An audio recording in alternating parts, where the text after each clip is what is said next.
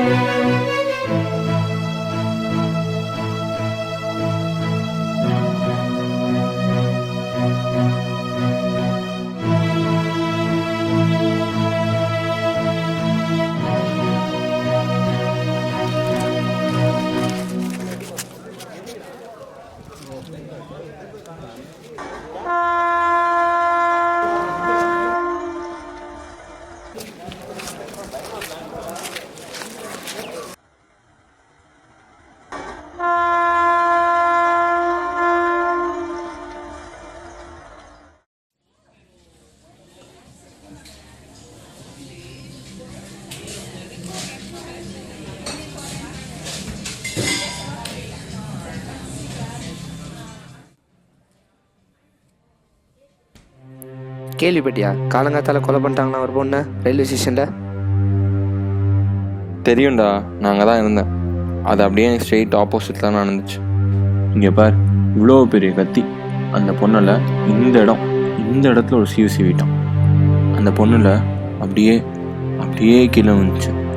அவன் அவளை க்ளோஸாக ஒரு பார்வை பார்த்துட்டு தலையை தூக்கின்னு ஒரு பார்வை பார்த்தான் பாரு. ஐயோ! அப்புறம் அவன் ட்ராக்ல குதிச்சு ஓடிட்டான். ஒரு 5 நிமிஷம் தான் பப்ளிக் கிட்ட ஷாக் தெரிஞ்சிச்சு. அப்புறம் ட்ரெயின் வந்துச்சு, இவங்களும் ஏறி போயிட்டாங்க, ஒன்றுமே நடக்காத மாதிரி. சரி, நீ என்ன பண்ண? அதான் சொன்னேன்ல, ட்ரெயின் வந்துச்சு, எல்லாரும் ஏறிட்டோம். நீ எதுவுமே பண்ணலையா? எதுவுமே பண்ணலையானா? இந்த பொண்ணு ஒரு ஹாஸ்பிட்டலில் அட்லீஸ்ட் ஒரு ஆம்புலன்ஸில். ப்ராக்டிக்கலாக பேசுகிறா. இல்லை நான் ஏதாவது பண்ணியிருந்தேன்னா நாளைக்கு போலீஸில் என்கொயரி இன்வெஸ்டிகேஷன் என்ன தான் விட்டுருப்பாங்க. அதுவும் நம்ம இருக்கிற நிலைமையில் சாவணும்னு முடிவு பண்ணால் கூட ப்ராஜெக்டை முடிச்சுட்டு தான் சாவு பற்றி பிளான் பண்ணவே யோசிக்கணும். அது மட்டும் இல்லை, அடுத்த மாதம் தங்கச்சி காலேஜ் ஃபீஸ் வேறு கட்டணும். இந்த நிலைமையில் வேலைக்கு ஏதாவது வச்சுனா ஸோ நினச்சாலே பயமாக இருக்குது. அது மட்டும் இல்லை, அந்த பொண்ணு அதுக்கப்புறம் ஹாஸ்பிட்டலில் சேர்த்துருப்பாங்க. She'll be fine, don't make it a big deal. வேறண்டா அப்போ அவங்களுக்கு பிக் டீலு? ஒரு பொண்ணோட உயிர் அது. நீ என்னமோ நினச்சிக்கோப்பா, நான் இப்படி தான். நான் ஒன்றும் மதர் தெரசாவோ மகாத்மா காந்தியோலாம் கிடையாது. You have to live with it. எனக்கும் வருத்தம் தான், ஆனால் let's hope she'll be fine. Let's ஹோப்பா? உன்ன மாதிரி ஆளுங்க இருக்கனால தான்டா இந்த மாதிரி கொலைகளே நடக்குது. இன்னும் துணிச்சலாம் நடந்துக்கு தான்டா இருக்கோம். You know what?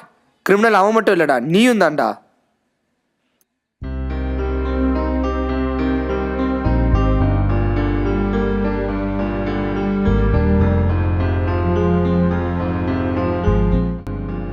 யாரோ ஒரு உயிர் தாண்டா விட்டுட்டு வந்த. ஒன்று மட்டும் ஞாபகம் வச்சுக்கோ, உன்னை தவிர மற்றவங்க எல்லாருக்கும் நீயும் யாரோ ஒரு உயிர் தாண்டா.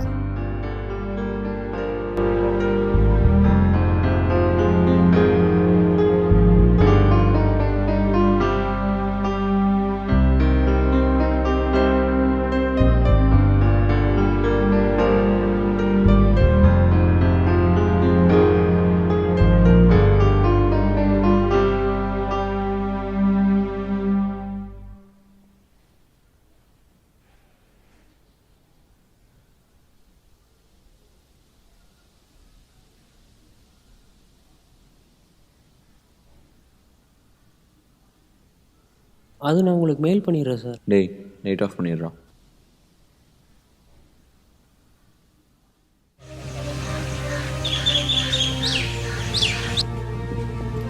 உன் கண்ணு முன்னாடி தானே விழுந்து கிடந்தேன்.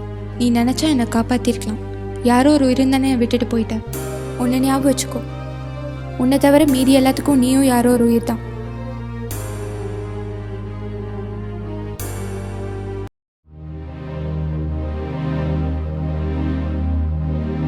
டேய் டேய் டேய் டேய் பின்னாடி பாரு.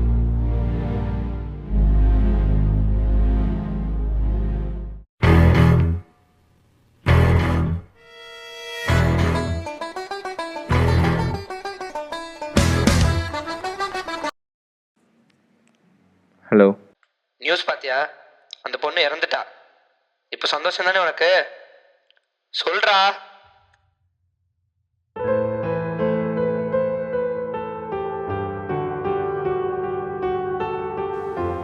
அப்போ வரைக்கும் அந்த இன்சிடென்ட் எனக்கு பெருசாக தெரில. ஆனால் இப்போ அதை தவிர வேறு எதுவும் எனக்கு இப்போ தெரில. அவங்க நடந்துக்கிட்ட விதம் என்னை நானே வெறுக்க வச்சது. அவங்க நான் ஏதாவது பண்ணியிருக்கணும், பெரிய தப்பு பண்ணிட்டேன்னு தோணுச்சு. அந்த பொண்ணுக்காக இல்லை, அட்லீஸ்ட் எனக்காகவாது, என் நிம்மதிக்காகவாது அவங்க ஏதாவது பண்ணியிருக்கோம். ஆனால் நாங்கள் எதுவும் பண்ணல. இங்கே இப்போ உட்காந்து ஃபீல் பண்ணிகிட்ருக்கேன் பொட்ட மாதிரி. இன்ச் பை இன்ச் என்னை அந்த நினைப்பு கொண்டுட்டு இருந்தது. அங்கே நான் உண்மையிலேயே பயந்துட்டேனா, இல்லை நமக்கு எதுக்குன்னு கண்டுக்காமல் விட்டேனா? அங்கே அவ்வளோ பேர் இருந்தாங்களே, நான் ஒருத்தர் கூட ஹெல்ப் பண்ண வரல. அவங்களாம் என்ன நினச்சாங்க? அவங்களுக்கும் இப்போ உள்ள இப்படி தான் ஃபீல் ஆகுதா, இல்லை எனக்கு மட்டும்தானா? இப்படி ஏகப்பட்ட கேள்விகள் எனக்குள்ள. ஆனால் பதில் எதுவும் என்கிட்ட இல்லை. அது தெரியாமல் என்னால் இருக்க முடியல, படுக்க முடியல, தாங்க முடியல. ஆனால் நான் ஒன்று மட்டும் முடிவு பண்ணேன், அந்த பதிலை தேடி போகணும்னு. இவங்க லைஃப்லலாம் இதுதான் நடக்கும்னு யாருனாலையாவது சொல்ல முடியுமா என்ன? மோரோவர், செஞ்ச தப்பு சரி செய்ய தப்பு செஞ்சவன் தான் வரணும். நான் அவனை எப்படி கண்டுபிடிக்க போகிறேன்? பிடிச்சா என்ன பண்ண போகிறேன்? எதுவும் எனக்கு தெரியாது. ஆனால் என்ன ஆனாலும் வர்றதை பார்த்துக்கலான்னு இறங்கிட்டேன்.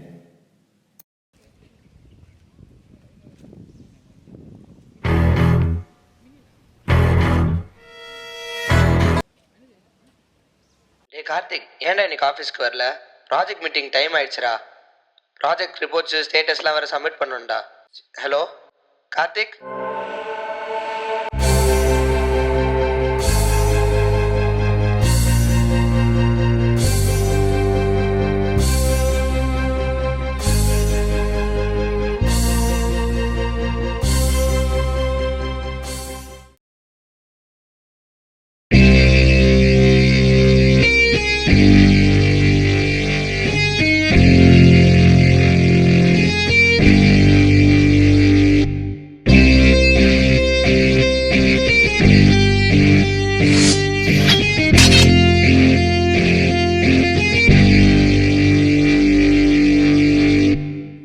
Karthik Chidambaram, TCS Technologies, Software Assistant.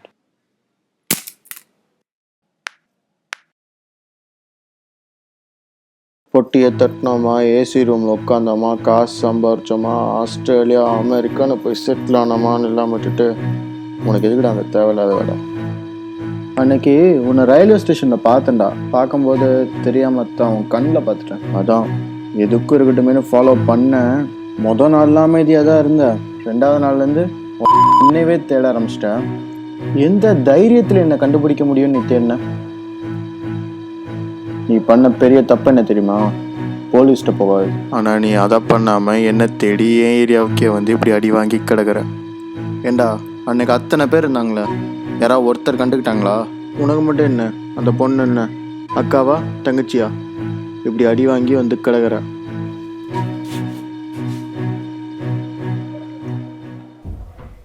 சுற்றி பாரு, ஒத்துக்கிறேன், எல்லாம் சாக்கடை தான். ஆனால் இந்த சாக்கடையில் வாழணும்னு ஆசைப்பட்டா நீ பண்ணியாக தான் வாழணும். மீனாக வாழணும்னு ஆசைப்பட்ட செத்து போயிடுவேன்.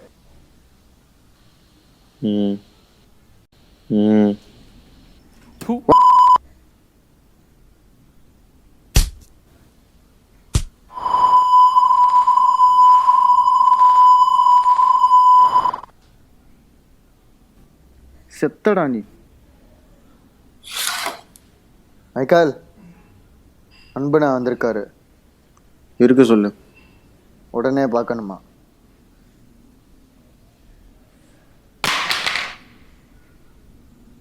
வரேன் போ.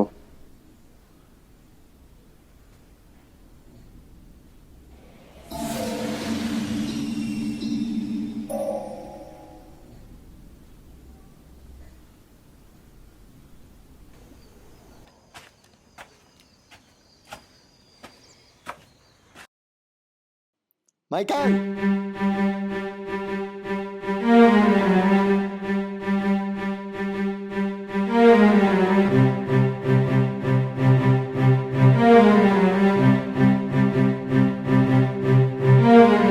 தேடிச் சோறு நிதம் தின்று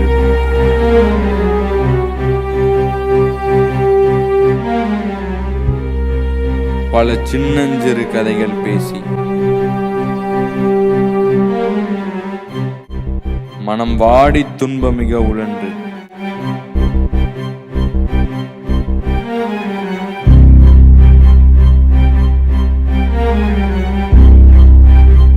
பிறர் வாட பல செயல்கள் செய்து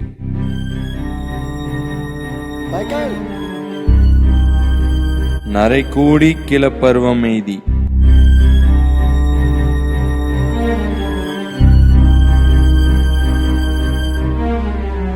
கொடும் கூற்று கிரையென பெண் மாயும்